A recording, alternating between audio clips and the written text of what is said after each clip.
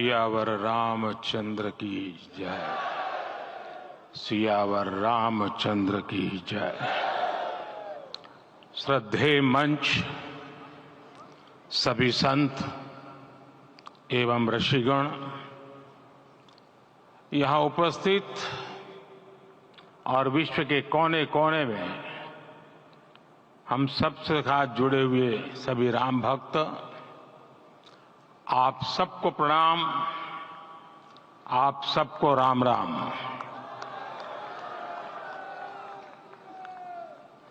आज हमारे राम आ गए हैं।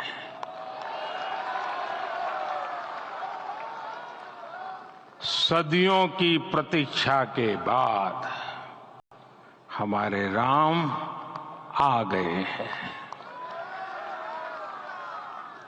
सदियों का अभूतपूर्व धैर्य, अनगिनत बलिदान, त्याग और तपस्या के बाद हमारे प्रभु राम आ गए हैं।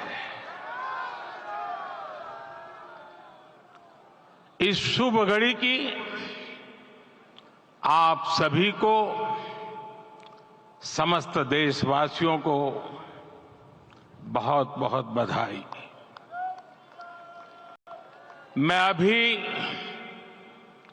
गर्भगृह में ईश्वरीय चेतना का साक्षी बनकर आपके सामने उपस्थित हुआ हूं। कितना कुछ कहने को है, लेकिन कंठ अवरुद्ध है। मेरा शरीर अभी भी स्पंदित है, चित्त अभी भी उस पल में लीन है।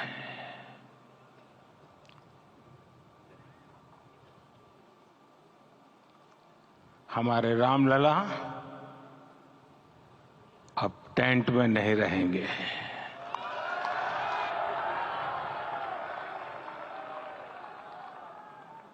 हमारे रामलला अब इस दिव्य मंदिर में रहेंगे।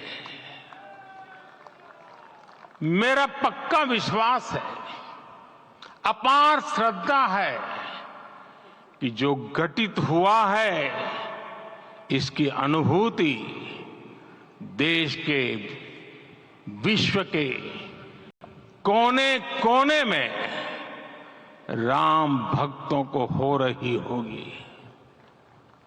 ये क्षण अलौकिक है, ये पल पवित्रतम है। ये माहौल, ये वातावरण, ये ऊर्जा, ये घड़ी प्रभु श्री राम का हम सब पर आशीर्वाद है। 22 जनवरी 2024 का ये सूरज एक अद्भुत आभा लेकर आया है। 22 जनवरी 2024 ये कैलेंडर पर लिखी एक तारीख नहीं, ये एक नए काल चक्र का उद्गम है।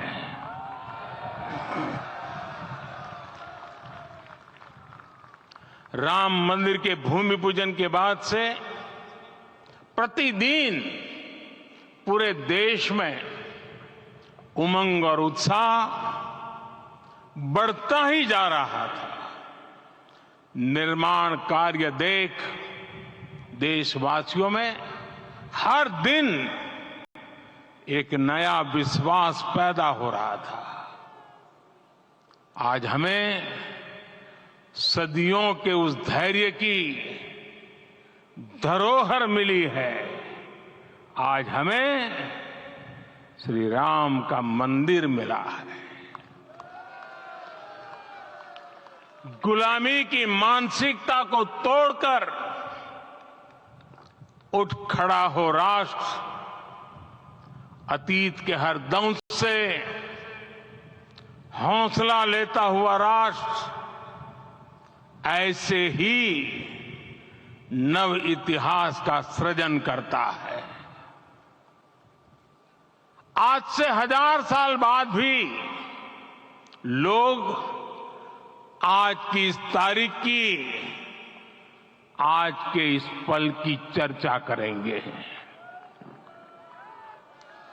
और ये कितनी बड़ी राम कृपा है कि हम सब इस पल को जी रहे हैं, इसे साक्षात घटित होते देख रहे हैं। आज दिन, दिशाएं, दिगंत सब दिव्यता से परिपूर्ण है। ये समय सामान्य समय नहीं है। ये काल के चक्र पर सर्वकालिक शाही से अंकित हो रही अमिट स्मृति रेखाएं हैं। साथियों, हम सब जानते हैं कि जहां राम का काम होता है, वहां पवन पुत्र हनुमान अवश्य विराजमान होते हैं। इसलिए मैं राम भक्त हनुमान और हनुमान गढ़ी को भी प्रणाम करता हूं। मैं माता जानकी, लक्ष्मण जी, भरत, शत्रुघ्न सबको नमन करता हूं। मैं पावन अयोध्यापुरी और पावन सरयू को भी प्रणाम करता हूं। मैं इस पल दैवीय अनुभव कर रहा हूं कि जिनके आशीर्वाद से ये महान कार्य पूरा हुआ है। वे दिव्य आत्माएं, वे दैवीय विभूतियां भी इस समय हमारे आसपास उपस्थित है। मैं इनसे भी दिव्य चेतनाओं को भी कृतज्ञता पूर्वक नमन करता हूं। मैं आज प्रभु श्री राम से क्षमा याचना भी करता हूं। हमारे पुरुषार्थ, हमारे त्याग, तपस्या में कुछ तो कमी रह गई होगी कि हम इतनी सदियों तक ये कार्य कर नहीं पाए। आज वो कमी पूरी हुई है।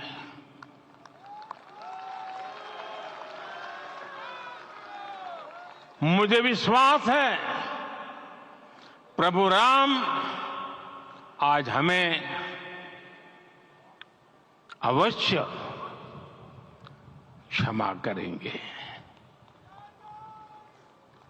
मेरे प्यारे देशवासियों, त्रेता में राम आगमन पर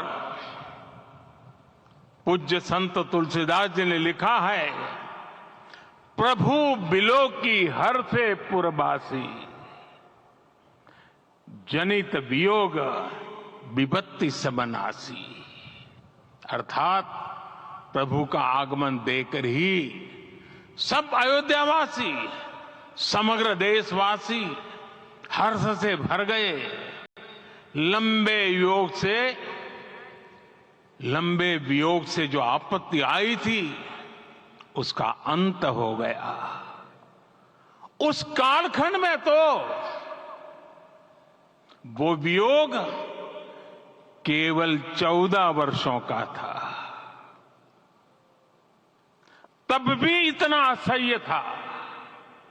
इस युग में तो अयोध्या और देशवासियों ने सैकड़ों वर्षों का वियोग सहा है। हमारी कई कई पीढ़ियों ने वियोग सहा है। भारत के तो संविधान में उसकी पहली प्रति में भगवान राम विराजमान है। संविधान के अस्तित्व में आने के बाद भी दशकों तक प्रभु श्री राम के अस्तित्व को लेकर कानूनी लड़ाई चली। मैं आभार व्यक्त करूंगा भारत की न्यायपालिका का, जिसने न्याय की लाज रख ली।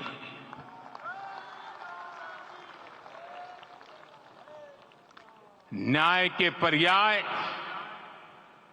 प्रभु राम का मंदिर भी न्यायबद्ध तरीके से ही बना।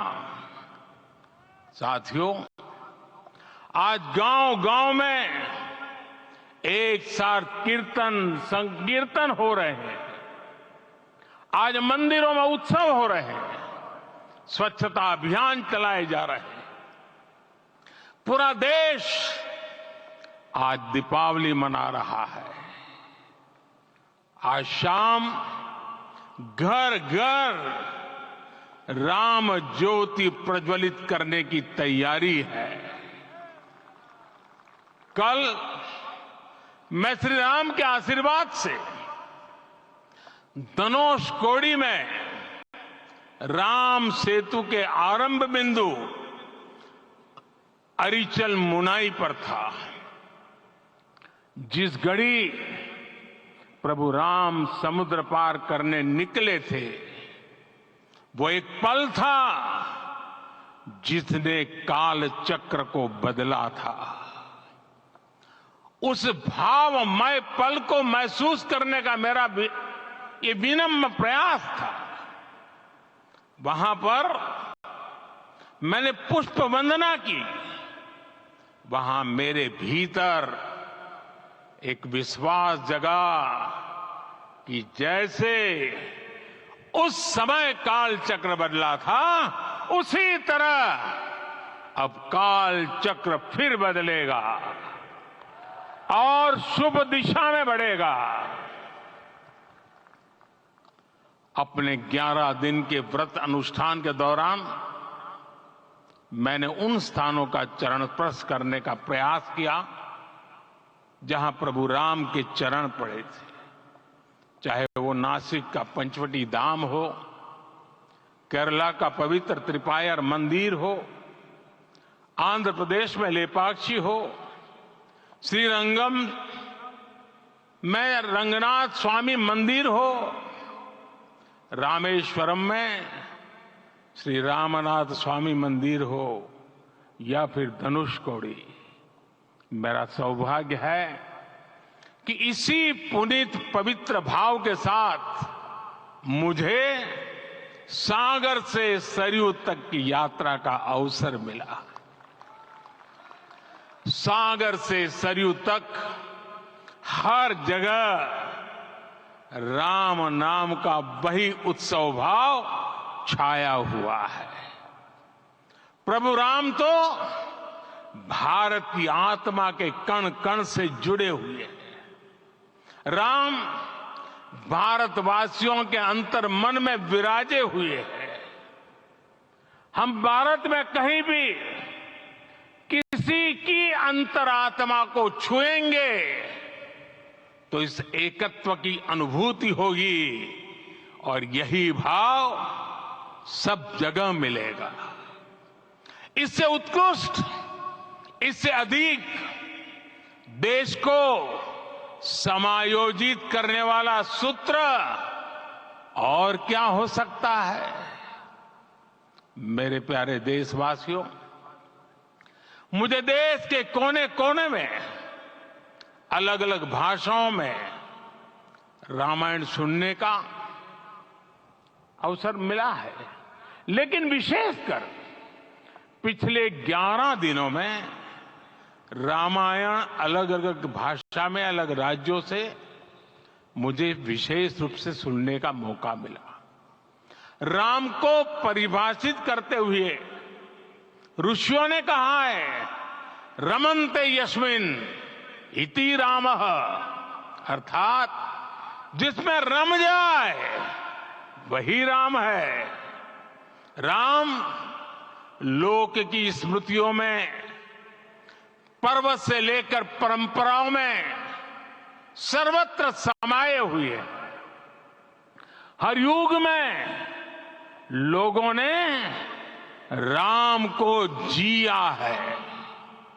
हर युग में लोगों ने अपने अपने शब्दों में अपनी अपनी तरह से राम को अभिव्यक्त किया है और ये राम रस जीवन प्रवाह की तरह निरंतर बहता रहता है। प्राचीन काल से भारत के हर कोने के लोग राम रस का आचमन करते रहे हैं।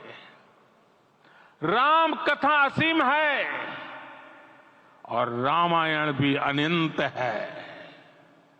राम के आदर्श, राम के मूल्य, राम की शिक्षाएं सब जगह एक समान है। प्रिय देशवासियों, आज इस ऐतिहासिक समय में देश उन व्यक्तित्वों को भी याद कर रहा है जिनके कार्य और समर्पण की वजह से आज हम ये शुभ दिन देख रहे हैं। राम के इस काम में कितने ही लोगों ने त्याग और तपस्या की पराकाष्ठा करके दिखाई है। उन अनगिनत राम भक्तों के, उन अनगिनत कार सेवकों के और उन अनगिनत संत महात्माओं के हम सब ऋणी हैं। साथियों, आज का ये अवसर उत्सवता का क्षण तो है ही, लेकिन इसके साथ ही यह क्षण भारतीय समाज की परिपक्वता के बोध का भी क्षण है। हमारे लिए ये अवसर सिर्फ विजय का नहीं, विनय का भी है। दुनिया का इतिहास साक्षी है कि कई राष्ट्र अपने ही इतिहास में उलझ जाते हैं।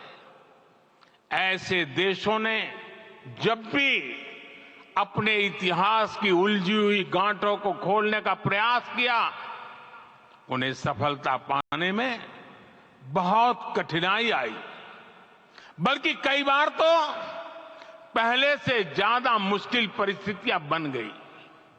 लेकिन हमारे देश ने इतिहास की इस गांठ को जिस गंभीरता और भावुकता के साथ खोला है, वो ये बताती है कि हमारा भविष्य हमारे अतीत से बहुत सुंदर होने जा रहा है। वो भी एक समय था जब कुछ लोग कहते थे कि राम मंदिर बना तो आग लग जाएगी। ऐसे लोग भारत के सामाजिक भाव की पवित्रता को नहीं जान पाए। रामलला के इस मंदिर का निर्माण भारतीय समाज के शांति, धैर्य, आपसी सद्भाव और समन्वय का भी प्रतीक है। हम देख रहे हैं ये निर्माण किसी आग को नहीं, बल्कि ऊर्जा को जन्म दे रहा है। राम मंदिर समाज के हर वर्ग को एक उज्जवल भविष्य के पथ पर बढ़ने की प्रेरणा लेकर आया है। मैं आज उन लोगों से आह्वान करूंगा, आइए आप महसूस कीजिए, अपनी सोच पर पुनर्विचार कीजिए। राम आग नहीं है, राम ऊर्जा है।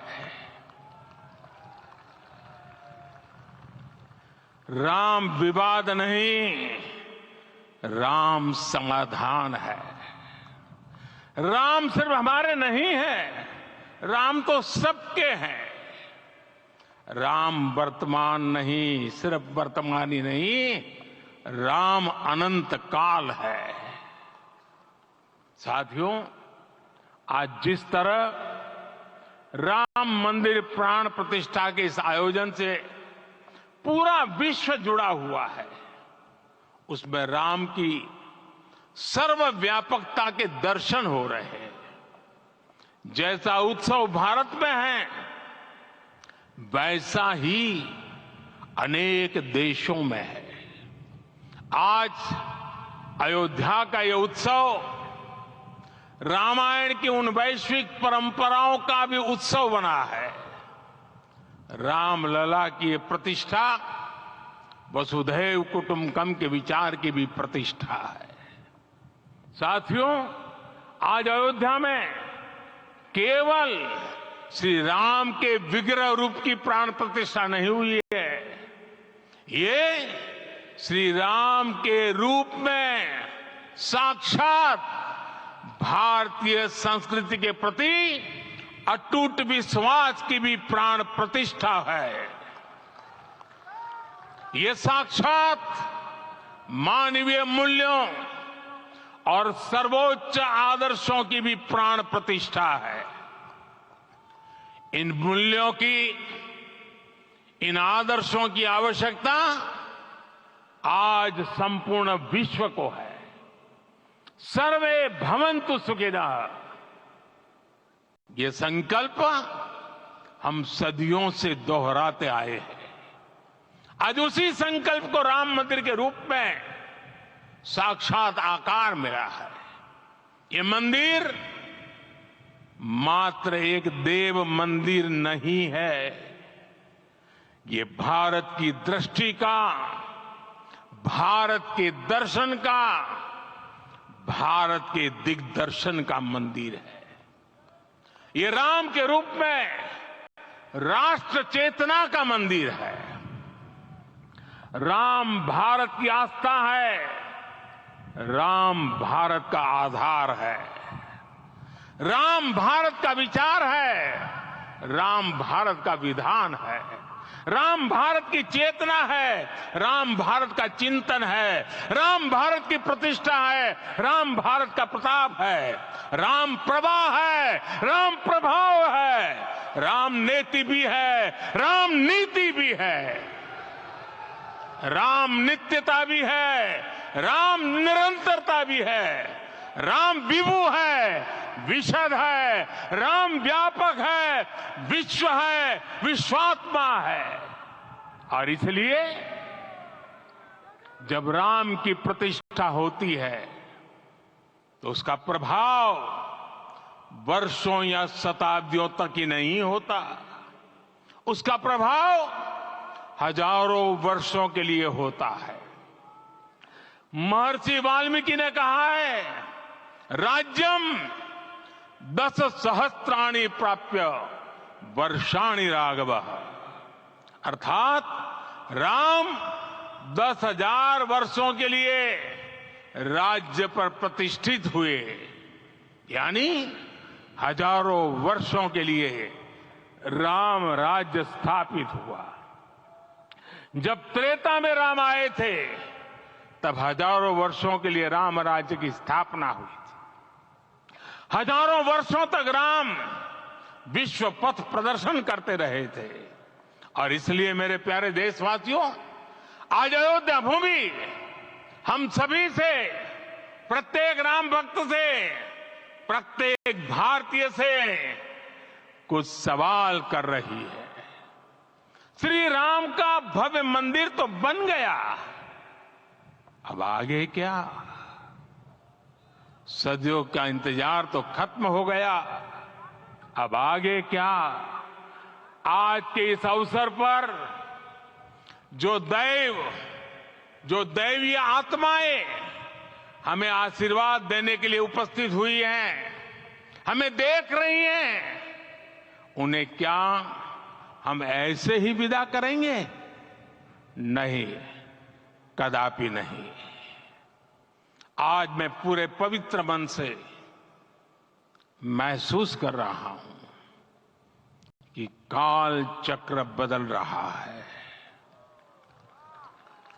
ये सुखद संयोग है कि हमारी पीढ़ी को एक कालजयी पथ के शिल्पकार के रूप में चुना गया है।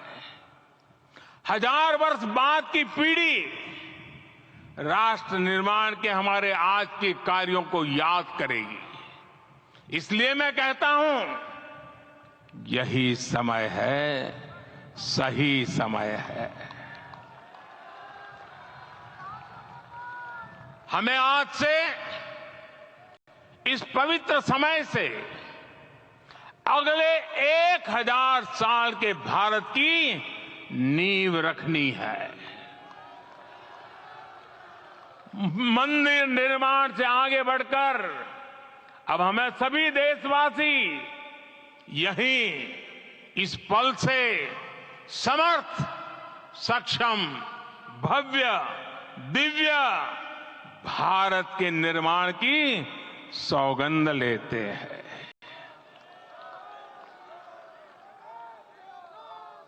राम के विचार मानस के साथ ही जनमानस में भी हो, यही राष्ट्र निर्माण की सीढ़ी है। साथियों, आज के युग की मांग है कि हमें अपने अंतःकरण को विस्तार देना होगा। हमारी चेतना का विस्तार देव से देश तक, राम से राष्ट्र तक होना चाहिए। हनुमान जी की भक्ति, हनुमान जी की सेवा, हनुमान जी का समर्पण, ये ऐसे गुण हैं जिन्हें हमें बाहर नहीं खोजना पड़ता। प्रत्येक भारतीय में भक्ति, सेवा और समर्पण के भाव समर्थ, सक्षम, भव्य, दिव्य भारत का आधार बनेंगे। और यही तो है देव से देश और राम से राष्ट्र की चेतना का विस्तार। दूर सुदूर जंगल में, कुटिया में जीवन गुजारने वाली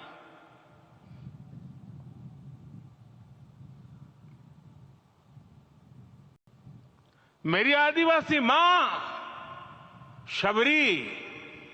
शबरी का ध्यान आते ही अप्रतिम विश्वास जागृत होता है। मां शबरी तो कब से कहती थी, राम आएंगे।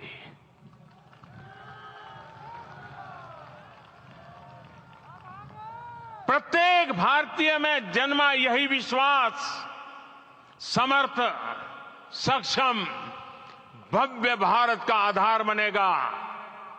और यही तो है देव से देश और राम से राष्ट्र की चेतना का विस्तार। हम सब जानते हैं कि निषाद राज की मित्रता सभी बंधनों से परे है। निषाद राज का राम के प्रति सम्मोहन, प्रभु राम का निषाद राज के लिए अपनापन कितना मौलिक है। सब अपने हैं, सभी समान है। प्रत्येक भारतीय में अपनत्व की, बंधुत्व की ये भावना समर्थ, सक्षम, भव्य, दिव्य भारत का आधार बनेगी। और यही तो है देव से देश और राम से राष्ट्र की चेतना का विस्तार। साथियों, आज देश में निराशा के लिए रत्ती भर भी स्थान नहीं है।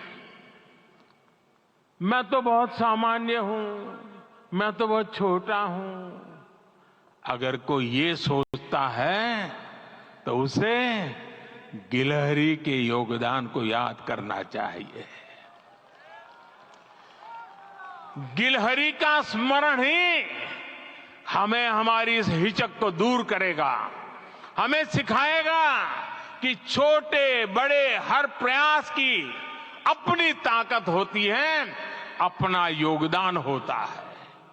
और सबके प्रयास की यही भावना समर्थ, सक्षम, भव्य, दिव्य भारत का आधार बनेगी। और यही तो देव से देश और राम से राष्ट्र का, राष्ट्र की चेतना का विस्तार। साथियों, लंकापति रावण प्रकांड ज्ञानी थे, अपार शक्ति के धनी थे, लेकिन जटायु जी की मूल्य निष्ठा देखिए। वे महाबली रावण से भिड़ गए। उन्हें भी पता था कि वो रावण को परास्त नहीं कर पाएंगे, लेकिन फिर भी उन्होंने रावण को चुनौती दी। कर्तव्य की यही पराकाष्ठा समर्थ, सक्षम, भव्य, दिव्य भारत का आधार है। और यही तो है देव से देश और राम से राष्ट्र की चेतना का विस्तार। आइए हम संकल्प लें कि राष्ट्र निर्माण के लिए हम अपने जीवन का पल पल लगा देंगे। राम काज से राष्ट्र काज, समय का पल पल, शरीर का कण कण राम समर्पण को राष्ट्र समर्पण के ध्येय से जोड़ देंगे। मेरे देशवासियों, प्रभु श्री राम की हमारी पूजा विशेष होनी चाहिए। ये पूजा स्व से ऊपर उठ करके समष्टि के लिए होनी चाहिए। ये पूजा अहम से उठकर वयम के लिए होनी चाहिए। प्रभु को जो भोग चढ़ेगा वो विकसित भारत के लिए हमारे परिश्रम की पराकाष्ठा का प्रसाद भी होगा। हमें नित्य पराक्रम, पुरुषार्थ, समर्पण का प्रसाद प्रभु राम को चढ़ाना होगा। इनसे नित्य प्रभु राम की पूजा करनी होगी, तब हम भारत को वैभवशाली और विकसित बना पाएंगे। मेरे प्यारे देशवासियों, ये भारत के विकास का अमृत काल है। आज भारत युवा शक्ति की पूंजी से भरा हुआ है, ऊर्जा से भरा हुआ है। ऐसी सकारात्मक परिस्थितियां फिर न जाने कितने समय बाद बनेगी। हमें अब चूकना नहीं है, हमें अब बैठना नहीं है। मैं अपने देश के युवाओं से कहूंगा, आपके सामने हजारों वर्ष की परंपरा की प्रेरणा है। आप भारत की उस पीढ़ी का प्रतिनिधित्व करते हैं जो चांद पर तिरंगा लहरा रही है। वो 15 लाख किलोमीटर की यात्रा करके सूर्य के पास जाकर मिशन आदित्य को सफल बना रही है। जो आसमान में तेजस और सागर में विक्रांत का परचम लहरा रही है। अपनी विरासत पर गर्व करते हुए आपको भारत का नव प्रभात लिखना है। परंपरा की पवित्रता और आधुनिकता की अनंतता, दोनों ही पथ पर चलते हुए भारत समृद्धि के लक्ष्य तक पहुंचेगा। मेरे साथियों, आने वाला समय अब सफलता का है।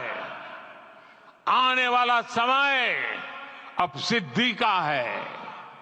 ये भव्य राम मंदिर साक्षी बनेगा भारत के उत्कर्ष का, भारत के उदय का। ये भव्य राम मंदिर साक्षी बनेगा भव्य भारत के अभ्युदय का, विकसित भारत का। ये मंदिर सिखाता है कि अगर लक्ष्य सत्य प्रमाणित हो, अगर लक्ष्य सामूहिकता और संगठित शक्ति से जन्मा हो, तब उस लक्ष्य को प्राप्त करना असंभव नहीं है। ये भारत का समय है और भारत अब आगे बढ़ने वाला है। शताब्दियों की प्रतीक्षा के बाद हम यहां पहुंचे हैं। हम सब ने इस युग का, इस कालखंड का इंतजार किया है। अब हम रुकेंगे नहीं, हम विकास की ऊंचाई पर जाकर ही रहेंगे। इसी भाव के साथ रामलला के चरणों में प्रणाम करते हुए आप सभी को बहुत बहुत शुभकामनाएं। सभी संतों के चरणों में मेरे प्रणाम।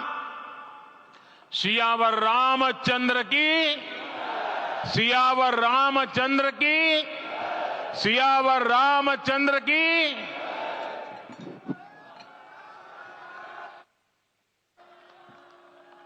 Prime Minister there speaking at the function of the Ram Temple's Pran Pratishtha. Earlier, of course, speaking there were RSS Chief Mohan Bhagwat as well as UP Chief Minister Yogi Adityanath. Also present on stage is UP Governor Anandiben Patel, and the Prime Minister making several important points, talking about the future, talking about how the Ram Temple symbolizes success and India's success in the future, talking about taking a pran or promise or an oath of the next laying the foundation for Bharat's foundation and its development over the next 1,000 years. This is a very important message coming in from the Prime Minister at the Ram Mandir Pran Pratishtha, and the Prime Minister, of course, there on stage even as we speak, expressing gratitude towards all those who have contributed towards the temple, saying that this is something that has happened after 500 years, after centuries of